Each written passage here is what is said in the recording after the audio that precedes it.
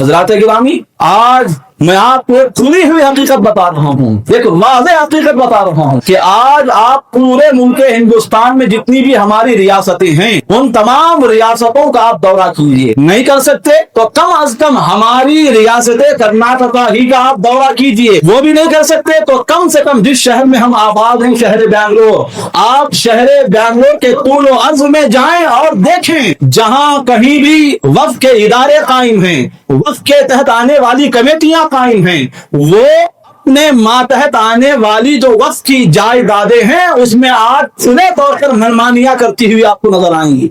वक्फ क्या है? ये औकात जिसे हम कहते हैं, वक्फ की अमलाक, वक्फ की जायदाद जिसे हम कहते हैं, ये दर हकीकत अल्लाह की अमानत है, तो हमारे पास मौजूद है। लेकिन इन मुहाफिजों ने, इन अमानतदारों ने ये समझ लिया है कि हम इसके सिर्फ अमीन नहीं हैं, हम इसके सिर्फ मुहाफिज नहीं हैं, बल्कि हम तो इसके मालिक हैं, और आए दिन जो चाहे वक्फ की अमलाक और वक्फ की जायदादों में मनमानी कर रहे हैं। ये उसूल आप याद रखिए, उसूल ये है कि वक्फ को नुकसान पहुंचाना दर हकीकत वक्फ को नुकसान पहुंचाना नहीं है, कौम मुस्लिम को नुकसान पहुंचाना है। ये उसूल आप याद रखिए जिंदगी भर। किसी वक्फ की जायदाद को नुकसान पहुंचाना सिर्फ उस जायदाद को नुकसान पहुंचाना नहीं, पूरी उम्मत मुस्लिमा को नुकसान पहुंचाना है। और आज ये दिन के उजाले में हो रहा है। वक्फ के इदारे और वक्फ के इदारों के तहत आने वाली जो कमेटियां हैं, खा वो मस्जिदों की कमेटियां हो, खा वो मदरसों की कमेटियां हो, खा वो यतीम खानों की कमेटियां हो, खा वो दरगाहों की कमेटियां हो, या जितने भी औकाफ के इदारों के तहत आने वाली जो कमेटियां हैं, आप उन तमाम कमेटियों का बारीकी से जायजा लीजिए कि वो किस तरह धांधलियां कर रहे हैं, आपको बखूबी नजर आ जाएगा। उसकी एक मिसाल देखिए, वक्फ अल्लाह की अमानत है हमारे पास, लेकिन उस अमानत में खियानत करके उम्मत मुस्लिमा को किस तरह नुकसान पहुंचाया जा रहा है, आप देखिए। पूरे शहर का आप जायजा लीजिए, यह हमारा खुदा हुआ चैलेंज है। जो भी वक्फ की जायदादें हैं वहां पर जाइए, वक्त निकाल कर जाइए, जरूर जाइए और देखिए कि वहां क्या कुछ हो रहा है। सबसे पहली बात वहां ये हो रही है, मिसाल के तौर पर एक वक्फ का मदरसा है, या वक्फ का एक कब्रिस्तान है, या यतीम खाना है, या मस्जिद है। इन इदारों के तहत आने वाले जितने मकानात हैं, जितने घर हैं, वक्फ की अमलाक में बनी हुई जितनी दुकानें हैं, जितने कॉम्प्लेक्स और प्लाजे मौजूद हैं, आप जाइए और बगौर देखिए ये कमेटियां क्या कर रही हैं, आपको पता चलेगा। खा वो किसी भी इदारे की कमेटी वाले हों, मस्जिद हो, मदरसा हो, यतीम खाना हो, या कब्रिस्तान हो, किसी भी इदारे की कमेटी हो, अक्सर बेशतर आप यही पाएंगे कि मिसाल के तौर पर एक इदारे के तहत दुकान या एक इदारे के तहत वक्फ का कोई घर है, जो कमेटी के अफराद हैं, हालांकि वो अमीन है, मुहाफिज है, उसकी हिफाजत करना उनकी जिम्मेदारी, लेकिन उल्टा क्या हो रहा है? पहली बात या तो ये हो रही है कि खुद कमेटी वाले उस दुकान पर या उस मकान पर नाजायज कब्जा करके बैठे हैं, बरसों से उस घर में रह रहे हैं, बरसों से उस दुकान में कारोबार कर रहे हैं, और बराए नाम भी मस्जिद को कोई किराया या मदरसे को या कब्रिस्तान को कोई किराया नहीं दे रहे हैं। हम कमेटी वाले हैं, हम सिर्फ मुहाफिज या इसके अमीन नहीं हैं, हम तो इसके मालिक हैं। उन्होंने ये समझ लिया है, मुफ्त में उस घर में वो रह रहे हैं, मुफ्त में उस दुकान में वो कारोबार करते नजर आ रहे हैं बरसों से।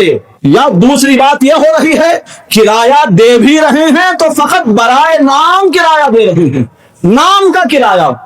तीसरी बात देखिए, या तो वो खुद काबिज नहीं है, बल्कि अपने करीबी रिश्तेदारों को बराए नाम किराए पर, मुख्तसर मामूली किराए पर वो मकान या वो दुकान दे चुके हैं।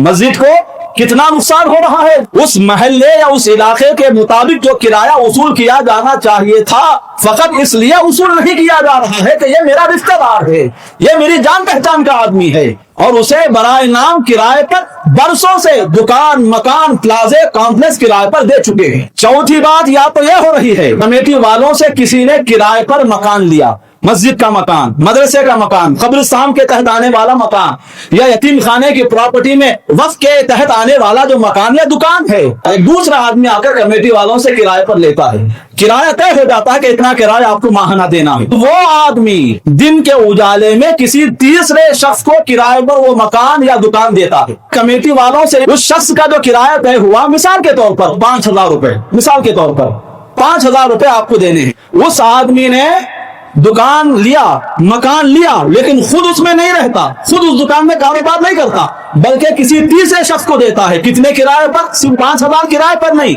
20,000 किराए पर, 25,000 किराए पर, 30,000 किराए पर, इस तरह वो किराए पर देता है। वो खुद 20,000 25,000 किराया वसूल करता है और मस्जिद को 5,000 का लॉलीपॉप पकड़ा देता है और ये चूस कर उसी में मजे में रहते हैं।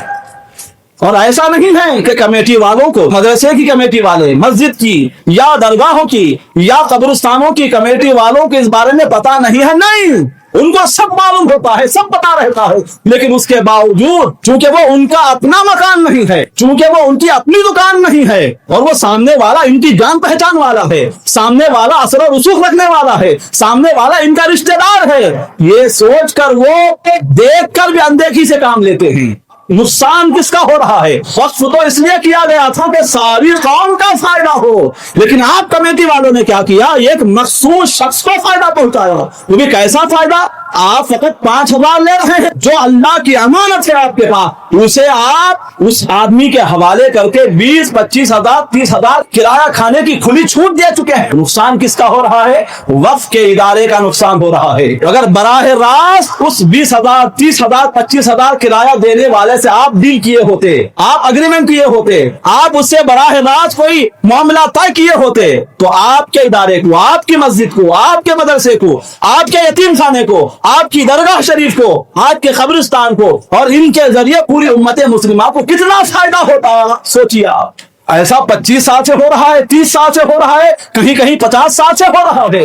वक्फ के इदारे और वक्फ के इदारों के तहत आने वाली कमेटियां औकाफ में इस तरह नाजायज मामलात करके उम्मत मुस्लिमा की तामीर और तरक्की का जनाजा उठाने में बराबर के शरीक हो रही है। याद रखिए, आज अगर कौम मुस्लिम की तबाही हो रही है, कौम मुस्लिम की इज्जतों और तरक्कियों का अगर कत्लेआम हो रहा है, तो उस कत्लेआम में आप कमेटी वालों के हाथ भी रंगे हुए हैं। और याद रखिए, ये माल अल्लाह का है, जिसके आप अमीन बनाए गए हैं, जिसके आप मुहाफिज बनाए गए हैं। ये मत सोचिए, ये मत सोचिए, इस खामा ख्याली में ना रहिए कि इसका हिसाब आखिरत में नहीं होगा। नहीं, अल्लाह आपसे पूछ ले कि मैंने मेरी मिल्क यानी फुला वक्फ का तुम्हें जिम्मेदार बनाया था, गार्जियन बनाया था, देखभाल करने के लिए, देख रेख करने के लिए मैंने तुम्हें मुहाफिज और अमानतदार बनाया था, अमीन बनाया था। तुमने अपनी जिम्मेदारी किस तरह बखूबी निभाई है, बताओ। उसका क्या जवाब होगा? आप जवाब तैयार करके रखिए। नहीं कर सकते आप, अगर बहुस्नो खूबी इस जिम्मेदारी को अंजाम नहीं दे सकते, तो फिर क्यों आप उस कुर्सी पर बैठे हुए हैं? उतर जाइए। कौम मुस्लिम का खून न कीजिए, उनकी तामीर और तरक्की को तबाह बर्बाद न कीजिए। जितने दिनों तक जिम्मेदार बने रहेंगे, जिस चीज के आप जिम्मेदार बने हुए हैं, उन तमाम जिम्मेदारियों के हवाले से आपसे आखिरत में सवाल भी जरूर होगा।